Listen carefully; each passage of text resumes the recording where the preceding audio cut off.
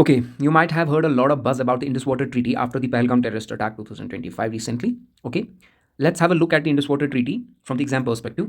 Okay, तो Indus water treaty जो है आपकी सितंबर 1960 में साइन हुई थी। कहाँ पे हुई थी? Karachi, Pakistan. That you need to note down, ठीक है ना। इसका इंटरमीडिएटर जो between the two parties India and Pakistan था वो था आपका वर्ल्ड बैंक, और वो आपका वर्ल्ड बैंक अभी भी है। लेकिन तब वर्ल्ड बैंक का क्या नाम था? International bank for reconstruction and development, IBRD, ठीक है ना। सिग्नेटरीज कौन थे इसके? Jawaharlal Nehru, the then prime minister of India, and Ayub Khan, the then president of Pakistan. That we need to take under consideration. उसके बाद जैसे कि पोस्ट पार्टीशन के बाद जब ब्रिटिश इंडिया का डिवीजन हुआ तो रिवर सिस्टम वाटर शेयरिंग जो है इस पर काफ़ी सारे डिस्प्यूट्स खड़े हो गए, ठीक है ना। इनिशियली जो है इंडिया कंट्रोल कर रहा था इसके हेडवर्क्स, जैसे कि आपका डैम्स, कनाल्स वगैरह, वो कंट्रोल कर रहा था इंडिया।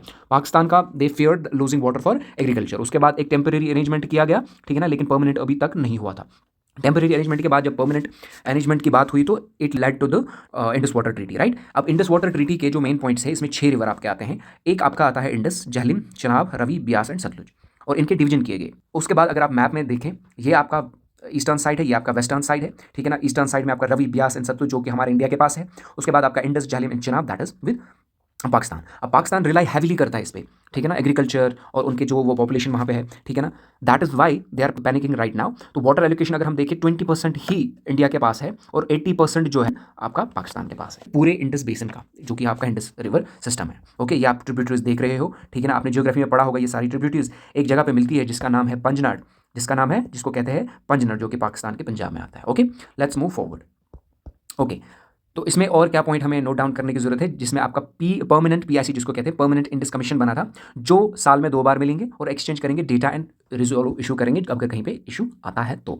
उसके बाद जो रेजोल्यूशन, डिस्प्यूट रेजोल्यूशन मैकेनिज्म है, पहले जो जाएगा, पहले बात जाएगी PIC के पास, जो फर्स्ट लेवल है, जो साल में 2 बार मिलती है। उसके बाद एक न्यूट्रल एक्सपर्ट जो हमारा वर्ल्ड बैंक है, अगर कोई टेक्निकल इशू वगैरह आता है उसके लिए। उसके बाद आपका एस्केलेट होता है इशू तो इंटरनेशनल कोर्ट फॉर आर्बिट्रेशन के पास जाएगा। पाकिस्तान का व्यू ये है, वो क्लेम कर रहे हैं कि फ्लो रिस्ट्रिक्ट किया जा रहा है, ठीक है ना।